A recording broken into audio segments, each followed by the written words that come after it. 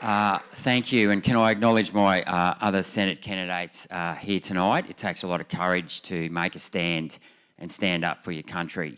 And can I also acknowledge Jewel Burbidge for putting on Voting Matters, because at the end of the day, voting does matter. 6 years ago, I was invited by Jewel to this very similar event, very same event. It was over at the Mount Gravatt Hall, and footage from that film was taken by the ABC and was used against me to try to get me thrown off the Liberal ticket. 6 years ago, when I came to this event, I was a member of another party called the Liberal Party. Throughout my time as a senator, we went through that horrid COVID period whereby the Liberal Party threw the Australian people under the bus. And what they did was cruel and unnecessary. I decided to make a stand then and stand up for you, the people, because I believe in putting the people first, not the party. And that is the key difference between what you've got here tonight with all of you people, because you people have backed me throughout the whole time. When the people that I thought I was representing, the Liberal Party, turned their back on you, they turned their back on me. They let this country down. Because I'm here tonight because I share the same vision as you. And that is that I want our children to get the same opportunities that our forefathers gave to us.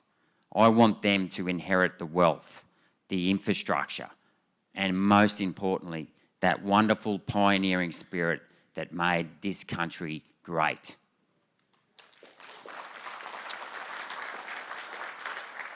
And People First will focus on two things. First of all, we want to empower the individual and the families, because we know that that is the source of a strong nation. A nation isn't led by the government in Canberra. A nation is led by those people who get out of bed every day and put their nose to the grindstone. It doesn't matter whether you're left, right or whatever. All that matters is that you're out there trying to do your best. And we have to make sure that we reward your efforts so that you can keep your head above the parapet. You can put food on the table and a roof over your head for your children. We want to do that by increasing the tax-free threshold so you keep more of your take-home pay. We want childcare to go directly to the parents to empower our families, and we want superannuation to be voluntary so that young people can save for a house quicker and pay their mortgage off faster, because the home is the source and the foundation of a strong society.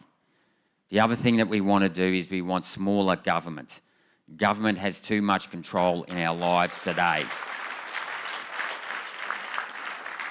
In the last 40 years, we've seen governments march on into the family home, the classroom, the bedroom, the corporate boardroom through superannuation, and of course the doctor's waiting room throughout COVID.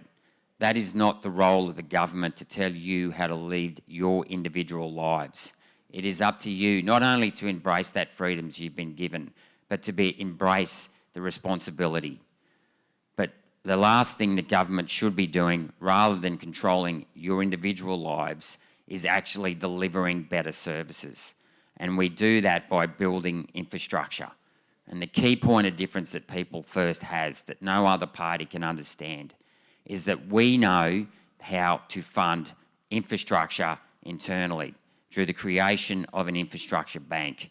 And that is very, very important. Today, when we build a dam for $1 billion, we will go and borrow that $1 billion offshore. That first $1 billion we make, therefore, has to go offshore. Why do we do that? Why do we pay all this money to pay a foreign country to use their printing press? It is absolutely absurd. So what we would like to do is to actually create an infrastructure bank that will lend infrastructure bonds to a state government, just like companies issue new shares. BHP may issue new shares in a coal mine, and get them to build our 7 sovereign assets and get ourselves out of the mess we're in. Those 7 sovereign assets are dams, power stations, tunnels, rails, ports, airports and telecommunications.